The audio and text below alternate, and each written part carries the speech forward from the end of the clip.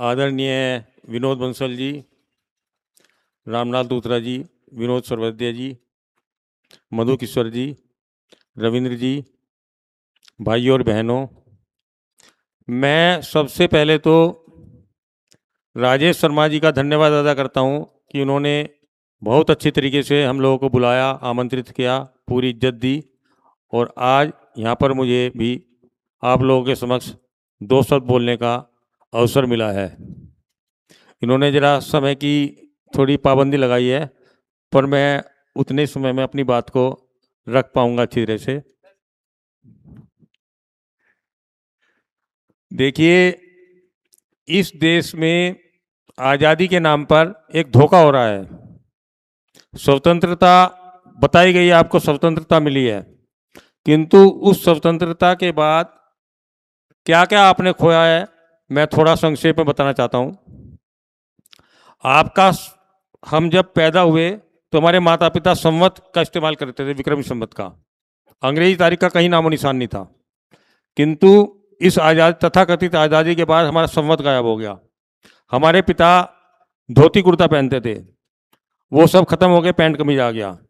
हमारी भाषा हिंदी का पूरा बोलबाला था, कहीं भी अंग्रेजी का इतना असर नहीं था, किंतु पूरे देश में अंग्रेजी में काम हो रहा है, अंग्रेजियत छा गई है।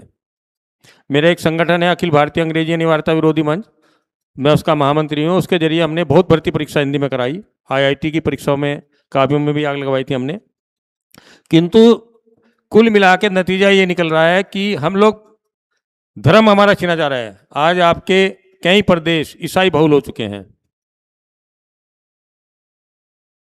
और हम लोग आत्ममुग्ध होते रहते हैं कि हमने ये कर लिया, वो कर लिया। किंतु जितने भी हिंदू संगठन हैं, हमारा, यदि मेरे पिताजी ने मुझे 1 लाख दिए हैं, यदि मैं 10 साल बाद उनके 10 लाख करता हूं या 5 लाख करता हूं, तो वो मेरे काम में बढ़ोतरी है। मैं एक व्यापारी परिवार से हूं, किंतु यदि मैं उसको घटा देता हूं तो वो मेरी हानि है। यदि मैं यथावत रखता हूं, आज हमारे जितने भी सब काम हैं वो सब शून्य से नीचे जा रहे हैं। अंग्रेजियत बढ़ रही है, ईसाइयत बढ़ रही है, अंग्रेज बढ़ रहे हैं, पूरा सब कुछ मिलाकर हम लोगों को बर्बाद करने की एक बहुत बड़ी साजिश रची जा रही है। सबसे बड़ी बात यह है, मैं माननीय अमित शाह जी गृह मंत्री है, मैं उनका धन्यवाद अदा करता हूं कि उन्होंने बहुत बखूबी से नक्सली ईसाई आतंकवाद का खात्मा किया। मैं इसको नक्सली ईसाई आतंकवाद बोलता हूं, नक्सलवाद नहीं। और जब मैं इसको नक्सली ईसाई आतंकवाद बोलता तो आईप वाले मुझ पर हंसते थे कि मुकेश जैन को ईसाइयत। किंतु कुछ दिनों बाद उन्होंने कहा कि जैन साहब, आप जो बोल रहे हो सत्य है, इन सबके पीछे पूरी ईसाइयत, अंग्रेजियत, अंग्रेजी देश, अमेरिका, इंग्लैंड सब लगे हुए हैं। सबसे बड़ी बात यह है कि अमित शाह जी ने जो सबसे बड़ा काम किया, हमने भी लिखा था उनको, कि पहले इनको आर्थिक रूप से तबाह करो, फिर इनके जितने भी सिपह सालार हैं, जो खासतौर से दिल्ली में बैठे हुए हैं, महानगरों में बैठे हुए हैं, उन सबको ध्वस्त करो। और उन्होंने यही काम किया। सबसे पहले नोटबंदी की मोदी जी ने। जो 2016 में नोटबंदी हुई थी, उसके 4 कारण बताए गए थे जो मोदी जी ने बताया। पहला, काले धन पर लगाम, दूसरा भ्रष्टाचार उन्मूलन, तीसरा नक्सलवाद का खात्मा और चौथा था नकली नोटों पर लगाम। इन सब का एक ही लक्ष्य था मोदी जी का, नक्सलवाद का खात्मा। बाकी जो 3 कारण थे, ये सब चाशनी में लपेटकर एक दवाई दी गई थी। और उसके बाद इन नक्सलवादियों का जब आर्थिक रूप से तबाह हुए ये, तो उसके बाद इनको तबाह करने में ज़्यादा वक्त नहीं लगा। उसके बाद हमने सरकार को बोला कि केजरीवाल तरीके जो इन नक्सली आतंकवादियों के मास्टरमाइंड है, जो दिल्ली में बैठ के तय करते हैं कि कब तुमको मारना है, कब तुम्हें हम शांति वार्ता चलाएंगे, कब शांति वार्ता चलेगी, कब तुम हथियार छोड़ के शांति वार्ता पर आओगे, फिर दोबारा हथियार ले खड़े हो जाओगे। किंतु हमारे अमित शाह जी ने कहा कोई शांति वार्ता नहीं, और हथियार छोड़ दो, राह में आ जाओ, अन्यथा तुम्हारी गोली के लिए हमारे सैनिक खड़े हैं, जवान खड़े हैं, तुम्हारी गोली का जवाब गोली से देंगे। अभी मैं परसों अमित शाह जी का संसद में वक्तव्य सुन रहा था, तो वो अपने वक्तव्य में कह रहे थे कि जो इन लड़कियों ने आत्मसमर्पण किया, जब अपने हाथों में 30 साल बाद 40 साल बाद जब हाथों में नाखून पालिश लगाई, हाथों में मेहंदी लगाई, तो वो रो पड़ी। मतलब ये नक्सलवादी, इनके सबसे बड़े जो मसीहा बैठे थे वो सर्वोच्च न्यायालय में बैठे हुए हैं। ये बात अमित शाह जी ने बोली कि बी सुदर्शन रेड्डी ने जब सलवा जुड़ुम का पर रातों रात रोक लगाई और उनसे हथियार छीन लिए, और उसके बाद नक्सलवादियों के हाथ में हथियार थे, उन्होंने जो सलवा जुड़ुम के कार्यकर्ता थे उन सबको मारना शुरू कर दिया। ये जितने भी जज बैठे हुए हैं सुप्रीम कोर्ट में, ये सारे के सारे इस नक्सलवादी देशद्रोही गैंग के लोग हैं। ये विनायक सेन नाम का एक खूंखार नक्सलवादी था, उस नक्सलवादी को इन्होंने जमानत दे दी,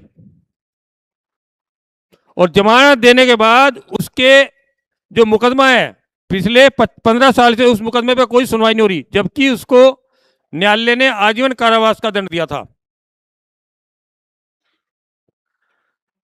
जितने भी लोग हैं नंदिनी सुंदर, जब इनको गिरफ्तार किया पुलिस ने, छत्तीसगढ़ पुलिस ने, तो तुरंत सुप्रीम कोर्ट में सुनवाई होती है। तीस्ता सीतलवाड़, उसके लिए चंद्रचूड़ हुए, हमने इसके खिलाफ, चंद्रचूड़ के खिलाफ एक याचिका लगाई थी दिल्ली हाई कोर्ट में कि नक्सलवादी है, इसको सुप्रीम कोर्ट का जज न बनाया जाए। उस पर मेरे एक साथी पर 1 लाख जुर्माना हुआ था और मेरे पर 10 लाख जुर्माना हुआ था।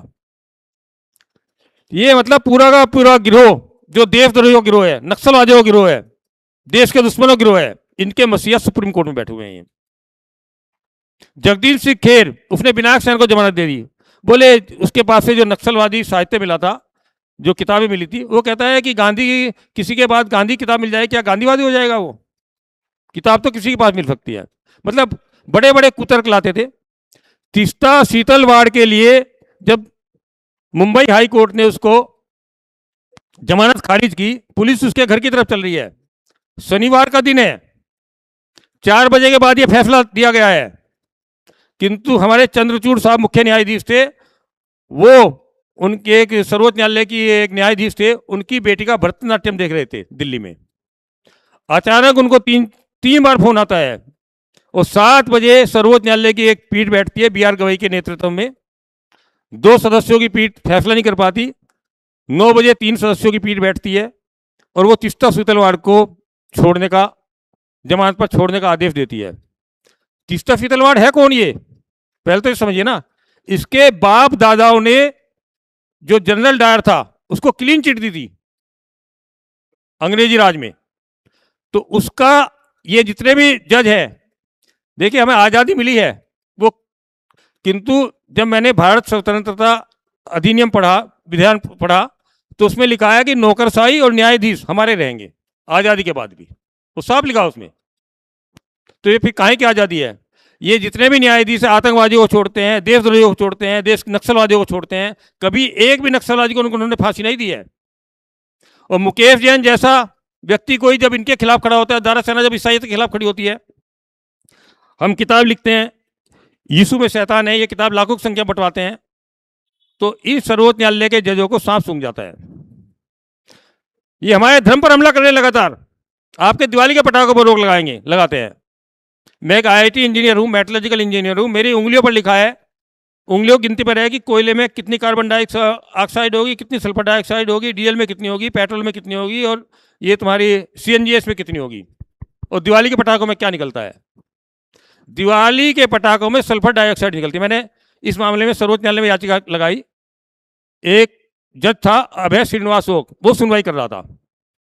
मैंने उसके न्यायालय में बोला कि दिवाली के पटाखों में कोई प्रदूषण नहीं होता है, एक झूठ 100 बार बोला जाता है और उस झूठ को सच किया जा रहा है। मैंने उनके सामने आंकड़े प्रस्तुत किए। 31 अक्टूबर 2024 को दिवाली थी, खूब पटाखे छूटे, और दिल्ली प्रदूषण नियंत्रण समिति लिखती है अपनी रिपोर्ट में कि इतने, बयान देती है, अखबार में आती है रिपोर्ट वो, कि इतने पटाखे छूटने के बाद भी दिल्ली के वायु गुणवत्ता सूचकांक में कोई अंतर नहीं हुआ। मैंने अभय श्रीनिवास ओक की अदालत में कहा, और मैं कहा ये 2018 है, 2019 है, 2020 है, 2021 है, 2022 है, 2023 है। इनके सारे आंकड़े दिए दिवाली से पहले दिन के, दिवाली की आधी रात को, दिवाली से अगले दिन की। उनके वायु गुणवत्ता सूचकांक दिवाली से अगले दिन 2-4 अंक कम ही था।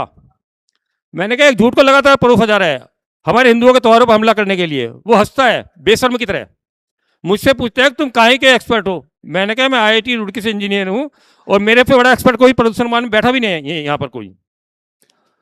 किंतु उसके बाद मैंने उसमें लिखा था कि ये जो MC मेहता है ये CIA का एजेंट है, इसने 500 करोड़ की संपत्ति अर्जित की है। ये जितने भी CIA के एजेंट हैं ये हमारे बीच में बैठे हुए हैं, हमको पता ही नहीं चलता। अरविंद केजरीवाल, मनीष सिसोदिया पत्रकारों में, न्यायाधीशों में जगदीश सिंह खेर, तुम्हारा चंद्रचूड़, दीपक मिश्रा, अभय श्रीनिवास हो, BR गवई की जो माँ है कमला गवई, मैं लिखा था सरकार को, वो चौड़ी बिंदी लगाती है। इनके CIA के एजेंटों की एक खास पहचान है कि इनकी महिलाएं चौड़ी बिंदी लगाती है, चौड़ी बिंदी गैंग भी कहते हैं इसको। इनकी औरतें, हमारी महिलाएं ब्लाउज पहनेंगी यहाँ तक, इनकी महिलाएं पहनती है ब्लाउज यहाँ तक का ब्लाउज पहनती है। इनकी सबकी पहचान है, मतलब ड्रेस कोड है ये, ताकि एक नक्सलवादी दूसरे नक्सलवादी को पहचान जाए, उसके खिलाफ ना बोले। तो कमला गवई ये CIA के एजेंट थी। हमें विधवा होने के बाद कहते हैं बौद्ध हूं, बौद्ध धर्म की विधवाएं भी सफेद साड़ी पहनती है, बिंदी लगाती, किंतु वो विधवा होने के बाद मोटी बिंदी लगाती है। तो CIA गैंग को छोड़ने तैयार नहीं विधवा होने के बावजूद भी। तो ये पूरा का पूरा गिरोह हमारी संस्कृति को नष्ट करने में लगा हुआ है, हमारे धर्म को नष्ट करने में लगा हुआ है, ईसाइयत को आगे बढ़ा रहा है। जितना भी हिंदुओं को ईसाई बनाया जा रहा है ये सब सुप्रीम कोर्ट के जजों की सह पर हो रहा है। ये तमाशा देख रहे हैं बैठ के। मेरा यही कहना है कि धर्म, हमारे शास्त्रों में लिखा धर्मो हतो हंति, धर्म रक्षित है, बचाया हुआ धर्म ही रक्षा करेगा, और जो धर्म की रक्षा नहीं करता उसका नाश निश्चित है। आपका धर्म तो उसी आजादी वाले दिन छीन लिया गया था जब आपके राजाओं का राज खत्म किया गया। हिंदू धर्म में जो सबसे बड़ा पद होता है हमारी रक्षा के लिए, जिसका दायित्व होता है, वो राजा का दायित्व है। एक धर्मपत्नी है, उसका धार्मिक तरीके से विवाह होता है, आदमी उससे बंध के रहता है, बच्चे उससे बंध के रहते हैं, और जितने भी ये पद है बाकी राजा के अलावा, ये कोई पद नहीं है। राजा का बाकायदा धार्मिक रीति से राज तिलक होता है, वो धर्म के प्रति शपथ लेता है, धर्म का पालन करता है, धर्म की रक्षा करता है।